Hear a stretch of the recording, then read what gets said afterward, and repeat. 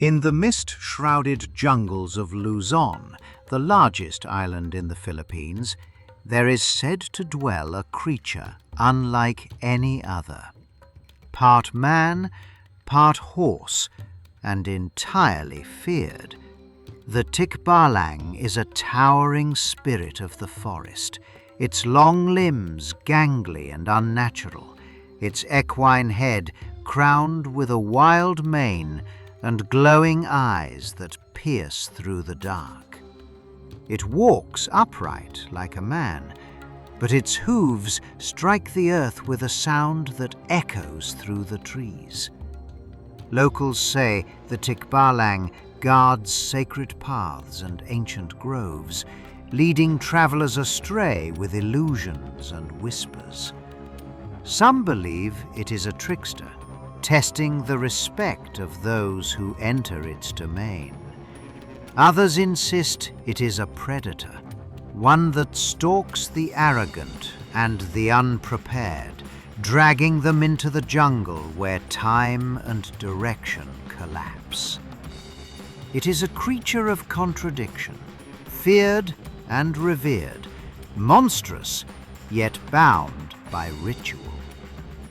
And tonight, as we step into the shadows of Philippine folklore, we'll explore one of its most haunting legends, the tale of a young woman named Mayari and the spirit that watched her from the trees.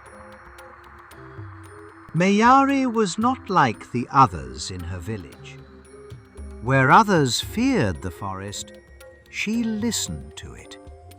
Where others avoided the old paths, she walked them. Her grandmother had taught her the names of the spirits, the rituals of protection, and the stories whispered by the trees. But even she had warned Mayari never to enter the jungle alone. One evening, as the sun bled into the horizon, someone close to Mayari vanished, lost beyond the edge of the forest near the old Balete Grove. The villagers whispered of hoofbeats, of shadows moving against the trees, of the Tikbalang. No one dared go after them. Mayari did. She entered the jungle with nothing but a sprig of ginger, a whispered prayer, and the memory of her grandmother's voice. The deeper she walked, the stranger the forest became. Paths twisted back on themselves, familiar landmarks vanished. The air grew thick, and the silence pressed against her ears. Then came the whispers, soft at first, then louder, echoing from every direction. They called her name. She did not answer. She turned her shirt inside out, as the elders had taught, and pressed forward. The trees parted, and there it stood, the Tikbalang, towering, equine, watching. Its eyes glowed like embers. Its mane hung wild and tangled. Its hooves rested on moss-covered stone, unmoving. Mayari bowed her head, offered the ginger, and spoke the names of the forest guardians. She did not plead. She did not run. The Tikbalang did not speak. It simply vanished. Mayari returned before dawn, silent and changed. She spoke little of what she saw beyond the trees. Her eyes held something distant. Her steps were slower, her voice quieter. She had survived, but she had not found who she was looking for. Her story became legend. But not all who meet the Tikbalang return. In other villages, the stories are darker. Travelers vanish without a trace. Children wander too far and are never seen again. Elders speak of the crossroads trap, where the Tikbalang bends reality, looping paths until the victim walks in circles, lost forever. Some are found days later, eyes glazed, unable to speak. Others are discovered miles from where they disappeared, clothes torn, minds fractured. And some are never found at all. There are rules passed down like sacred warnings. Never respond when your name is whispered in the wind. Never disturb a balete tree.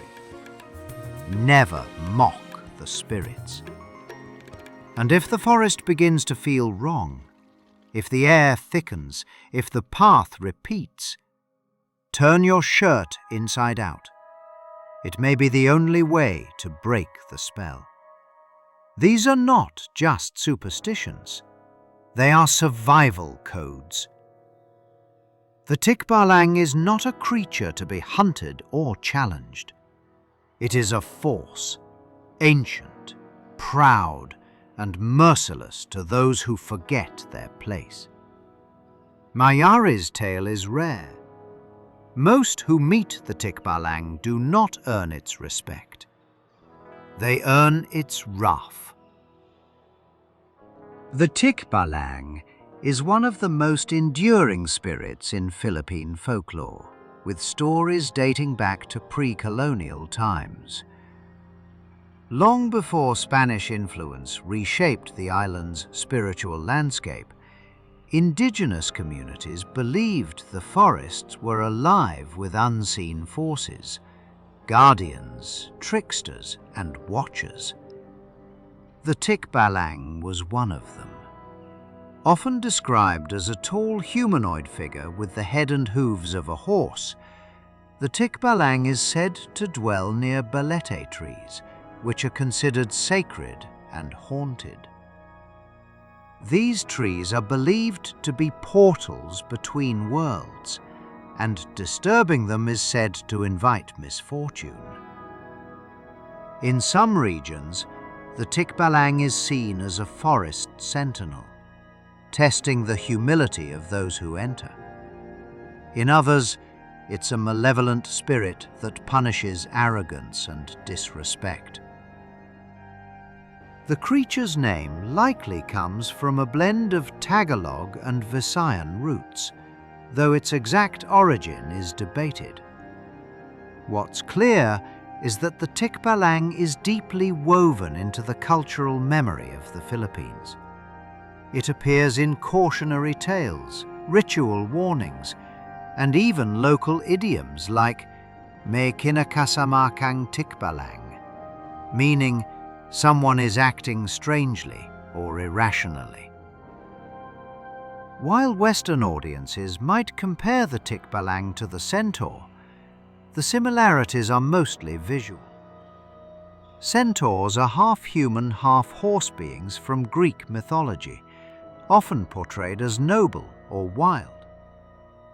The Tikbalang, by contrast, is a spirit, not a creature of flesh, but of illusion, ritual, and fear.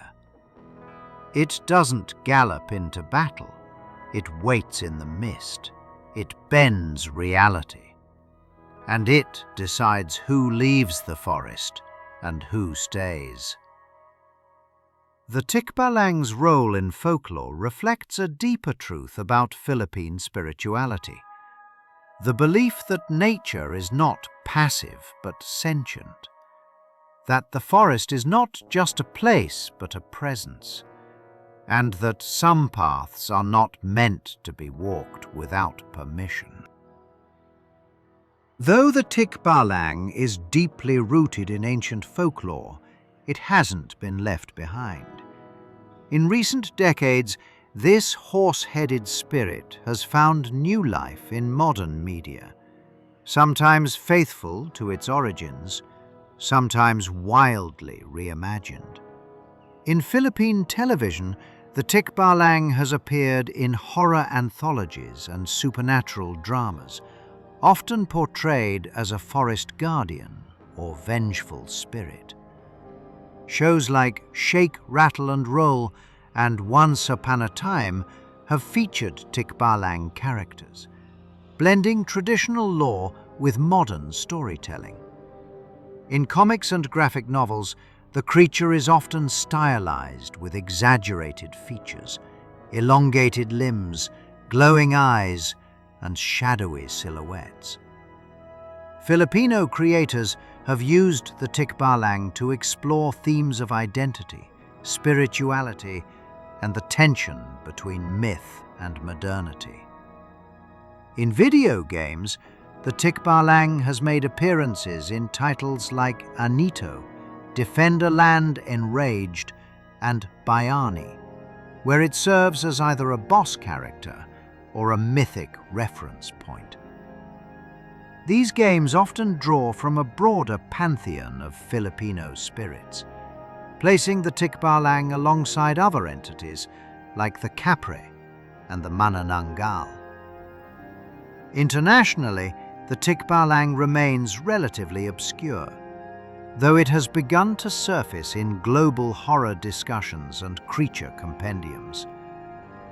Some Western fantasy settings have borrowed its silhouette, tall, equine and eerie, without fully understanding its cultural weight. Online, the Tikbalang has found a new audience through animated shorts, folklore podcasts and horror channels. Artists and storytellers continue to reinterpret it, sometimes as a misunderstood guardian, sometimes as a full-blown monster. But whether feared or revered, the Tikbalang endures, its hooves echoing through the digital forest, just as they once did through the real one. The Tikbalang isn't just a creature of illusion, it's a boundary, a spirit that marks the edge between the known and the unknowable. In Philippine folklore, the forest isn't just a place, it's a test. And the Tikbalang is the one who decides whether you pass. If this myth stayed with you, share it with someone who listens for hoofbeats in the mist. Like the video, subscribe for more stories from the margins of legend, and comment below. Which forest spirit should we follow next? Join our Patreon for early access, behind-the-scenes breakdowns, and to see your name in future episodes as a supporter. Check out the affiliate links below for curated books and resources tied to this myth. And if you'd like to help expand our mythic library, you can order directly from our registry. Thanks for watching. More gods, more monsters, more myth, coming soon.